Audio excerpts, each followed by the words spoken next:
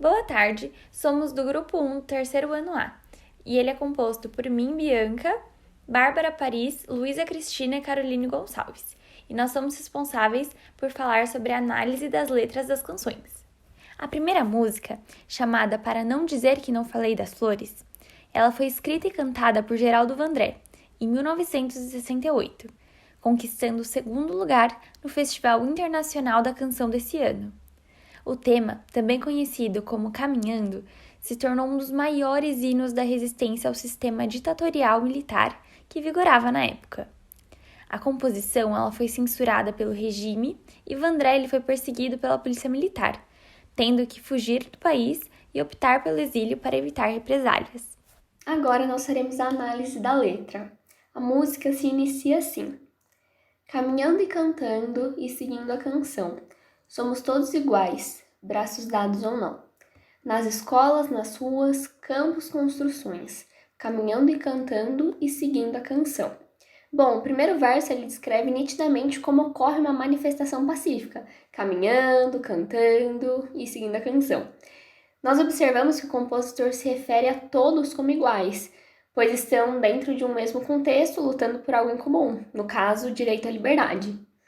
Essa interpretação é reforçada a seguir quando ela coloca as escolas, ruas ou campos, ou seja, todas as instituições e todos os cidadãos. Ela continua: vem, vamos embora, que esperar não é saber. Quem sabe faz a hora, não espera acontecer e repete mais uma vez. Neste verso, a música ganha ainda mais um tom de chamado, como se fosse uma convocação para que todos saiam às ruas, porque já não se pode mais esperar. Ao longo da música, esse refrão é muito repetido, mais do que o normal, para justamente dar essa ideia. Era um momento que pedia união, e por isso o compositor foi muito genial ao criar uma letra que parece realmente estar conversando com um povo.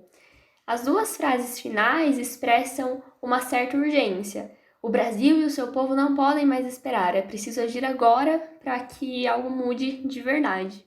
A seguir, pelos caminhos da fome, em grandes plantações, pelas ruas marchando em indecisos cordões. Ainda fazem da flor seu mais forte refrão, e acreditam nas flores, vencendo o canhão.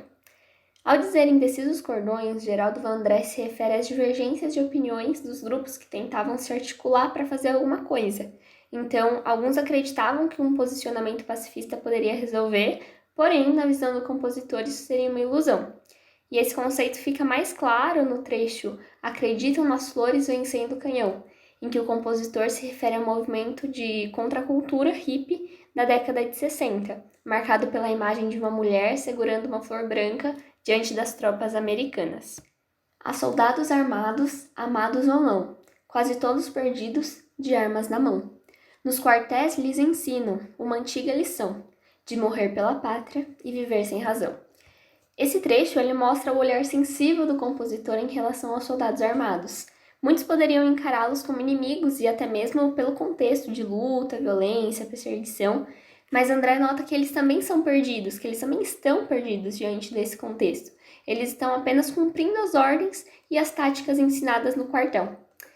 Bom, a música fecha o verso de uma forma poética ao mencionar que eles são ensinados a morrer pela pátria e viver sem razão.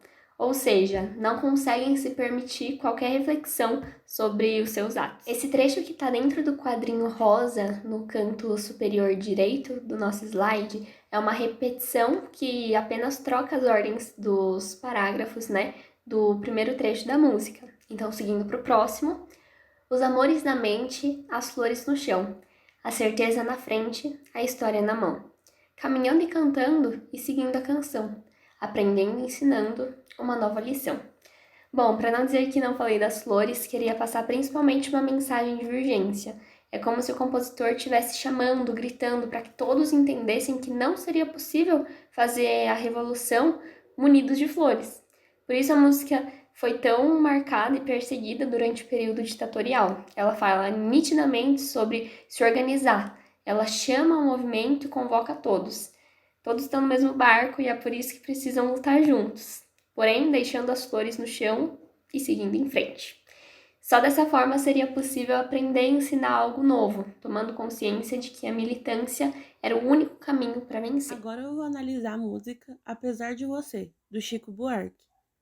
Ao ouvir essa música, a gente acha que é um relacionamento tóxico entre um casal, mas ao analisar a letra, a gente pode perceber que o relacionamento tóxico é entre os artistas e a ditadura militar, que o censuravam na época. Agora vamos analisar a letra.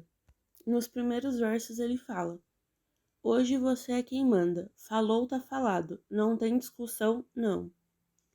Ele já abre a música lembrando que é outra pessoa que manda, e como eu falei, dá para confundir com um casal, mas analisando bem, a gente se trata que era uma época tensa para os brasileiros, com uma forte repressão.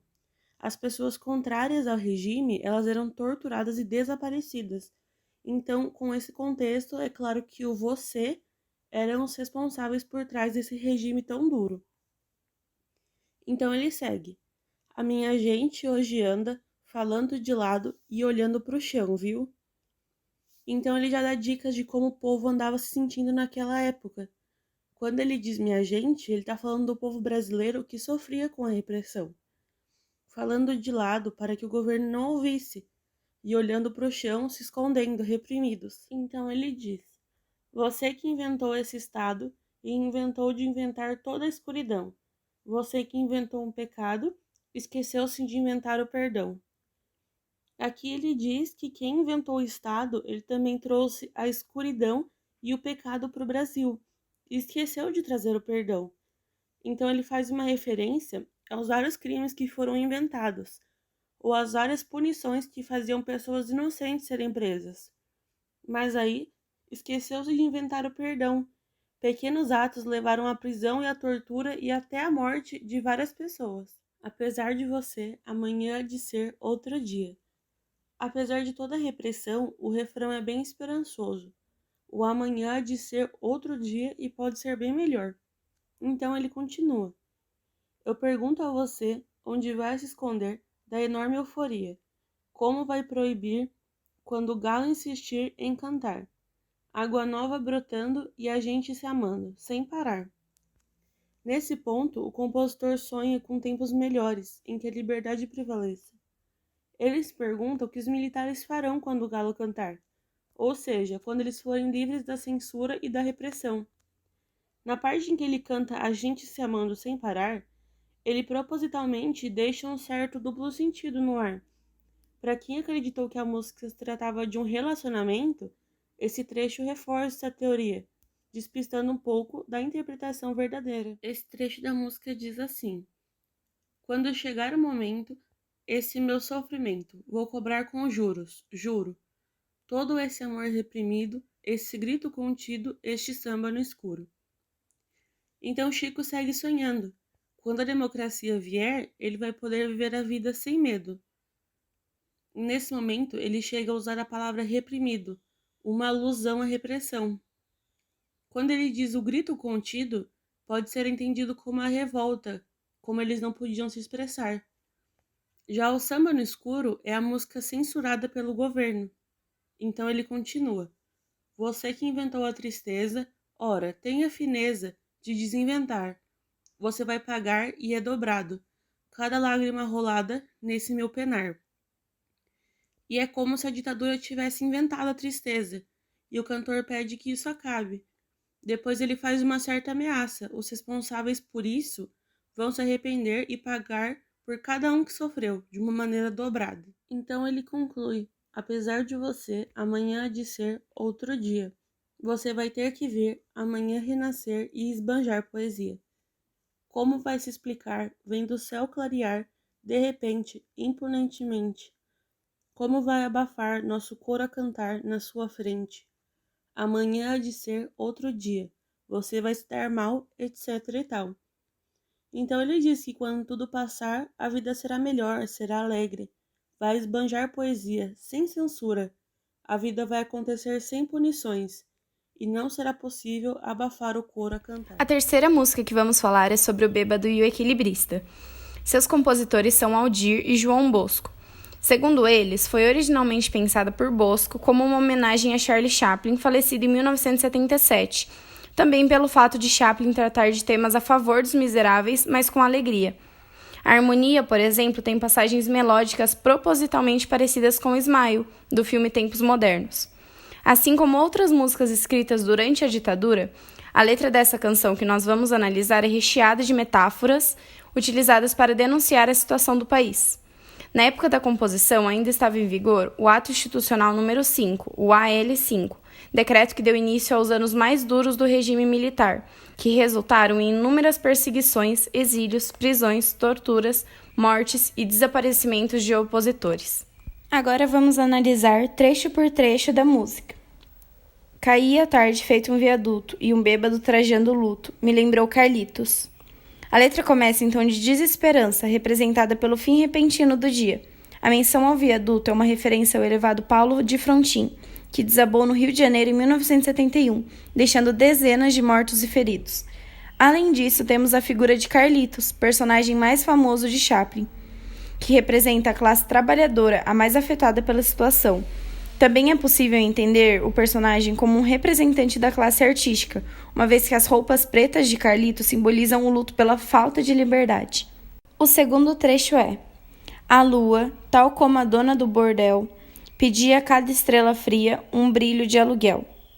A lua é utilizada aqui no sentido figurado para se referir a políticos que defendiam o regime militar por interesses particulares. Sem luz própria, ela recorre às estrelas frias, militares poderosos, em busca de um brilho de aluguel, ganhos eleitorais e pessoais. Ou seja, tal qual a cafetina dona do bordel, que explora as prostitutas para o benefício próprio, esses políticos se vendiam ao regime, às custas da exploração do povo e dos recursos do país para obter ganhos pessoais. O terceiro trecho. E nuvens lá no mata-borrão do céu chupavam manchas torturadas, que sufoco, louco. O mata-borrão era um papel absorvente usado para remover excessos de tinta, ou seja, um utensílio para eliminar erros. Assim, o verso se refere às torturas e os desaparecimentos promovidos pelo regime militar. Os torturadores são representados pelas nuvens, enquanto o mata-borrão simboliza o órgão de repressão do governo. Durante o período, era comum que os opositores fossem eliminados pelos militares, que forjavam situações para justificar e abafar as mortes. O quarto trecho. O bêbado com chapéu coco fazia reverências mil para a noite do Brasil, meu Brasil. A figura do bêbado com chapéu coco é mais uma referência ao personagem Carlitos, usado aqui como representante do povo brasileiro. Assim como Carlitos, que mantinha a irrelevância durante as dificuldades, o povo continuava a tentar levar a vida com um bom humor, acreditando que dias melhores chegariam. O quinto trecho. Que sonha com a volta do irmão Renfio, com tanta gente que partiu. Num rabo de foguete chora, a nossa pátria mãe gentil. Choram Marias e Clarices no solo do Brasil. Ele menciona a dor de Marias e Clarices, em referência às mães e viúvas de presos políticos, como Maria, esposa do metalúrgico Manuel Fiel Filho, e Clarice, esposa do jornalista Vladimir Herzog, ambos torturados e mortos pelo regime. Um verso do hino nacional também é usado para ironizar o sentimento de nacionalismo, denunciando que os cidadãos brasileiros são mortos e exilados por um Estado que deveria protegê-los. O penúltimo trecho diz: mas sei que uma dor assim pungente não há de ser inutilmente a esperança, a dança na corda bamba de sombrinha, e em cada passo dessa linha pode-se machucar. A música, que começa em um tom de desalento, termina com uma mensagem de fé. Toda a luta de pessoas contrárias ao regime que sonhavam com a abertura democrática não seria em vão. A esperança, mesmo que frágil e andando de sombrinha na corda bamba, existia. E por fim, o último trecho. Azar, a esperança equilibrista, sabe que o show de todo artista tem que continuar. Ainda que o período fosse de incertezas, tanto o povo brasileiro quanto a classe artística deveriam seguir em frente, equilibrando suas esperanças na corda bamba. Afinal, a vida só tem um sentido: à frente. Alguém tem alguma dúvida? Se sim, vamos estar tirando no momento da aula. Muito obrigada pela atenção. Damos por encerrada a nossa apresentação.